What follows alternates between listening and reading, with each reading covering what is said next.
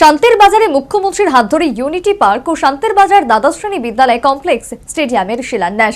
একই সাথে উদয়পুরের গোমতী জেলা স্পোর্টস গ্রাউন্ডে গ্র্যান্ডস্ট্যান্ডের উদ্বোধন করলেন মুখ্যমন্ত্রী। লোকসভা ভোটের আগে প্রতিটি জেলা চষে বেড়াচ্ছেন মুখ্যমন্ত্রী মানিক সাহা।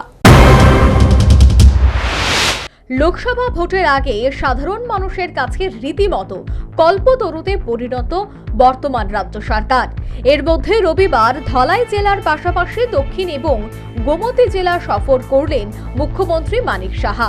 সফরকালে এদিন মুখ্যমন্ত্রী মানিক সাহার হাত ধরে শান্তির বাজার মহকুমার জাতীয় সড়ক সংলগ্ন ইউনিটি পার্ক এবং শান্তির বাজার দ্বাদশ শ্রেণী বিদ্যালয় কমপ্লেক্সে স্টেডিয়ামের শিলান্যাস করলেন মুখ্যমন্ত্রী মানিক সাহা।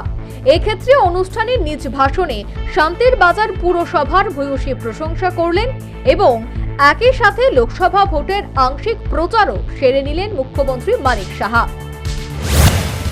খুব অল্প টাকায় এখানকার মিউনিসিপ্যালিটির মাধ্যমে ওনারা যেটা করেছেন প্রায় 16,68,000 টাকায় সেটা সম্ভব হয়েছে।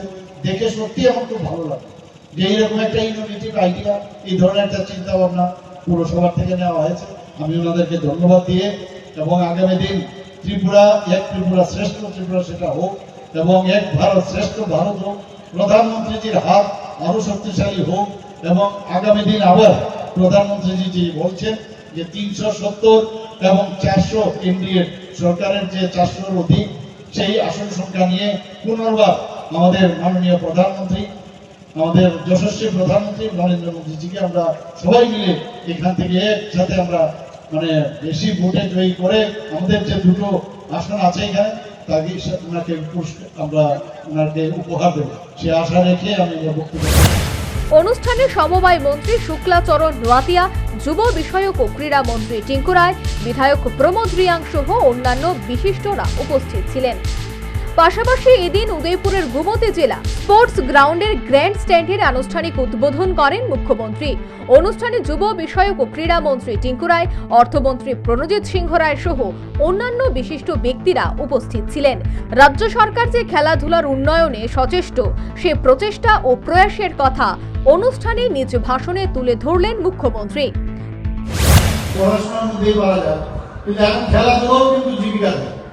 এবং সেইভাবে কিন্তু মানুষও সেইভাবে তৈরি হচ্ছে।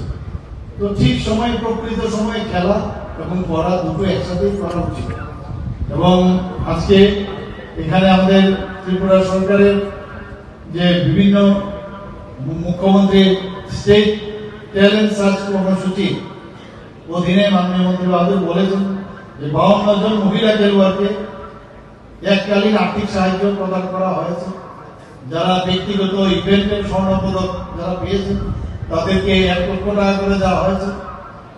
যারা রৌপ্যপদক তাদেরকে 50,000 টাকা করে দেওয়া হয়েছে। যারা ব্রোঞ্জ পেয়েছে তাদের 25,000 টাকা করে দেওয়া হয়েছে। এবং শুধু তাই নয়, যারা দলগত ইভেন্টে প্রত্যেকে স্বর্ণ গোল্ড পেয়েছে তাদেরকে 50,000 টাকা এবং যারা রৌপ্যপদক পেয়েছে তাদেরকে 25,000 টাকা এবং যারা ব্রোঞ্জ পেয়েছে তাদেরকে 12,500 টাকা করে দেওয়া হয়েছে।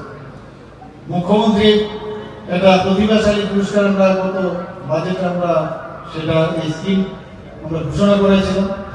এতে করে 26 জন যারা প্লেয়ার আছে তাদেরকে আমরা এককালীন আর্থিক অনুদান দিয়েছি। আপনারা জানেন যে 7ম নর্থ ইস্ট যুব উৎসব 2023 এই বছরের ফেব্রুয়ারি মাসে আমরা অত্যন্ত সাফল্যের সাথে সেটা সম্পন্ন করেছি এখানে। এবং যে অষ্টলক্ষ্মী আমরা বলি, মাননীয় প্রধানমন্ত্রী যে বারবার বলেন যে নর্থ ইস্টের অর্থ অষ্টলক্ষ্মী, 8টা স্টেট আমাদের, সিকিম বাদ ছিল, আমরা সিকিমকে নিয়ে 8টা হয়েছে। প্রায় 840 যারা যুবতীরা আছেন সেখানে জয়েন করেছে এবং এতে করে আমাদের রাজ্যের কৃষ্টি সংস্কৃতি এগুলো সেখানে প্রদর্শন করার সুযোগ। উল্লেখ্য, এই গ্র্যান্ড স্ট্যান্ড নির্মাণে 4,80,14,000 টাকা ব্যয় করা হয়েছে। রবিবার মুখ্যমন্ত্রীর হাত ধরে এই গ্র্যান্ড স্ট্যান্ড উদ্বোধনের মাধ্যমে কিন্তু জেলার খেলাধুলার উন্নয়নের নতুন মাত্রা যোগ হলো। এই গ্র্যান্ড স্ট্যান্ড উদ্বোধনকে কেন্দ্র করে স্থানীয় সাধারণ ও ক্রীড়াবিদদের মধ্যে উল্লেখযোগ্য সাড়া পরিলক্ষিত। Bureau report, news vanguard.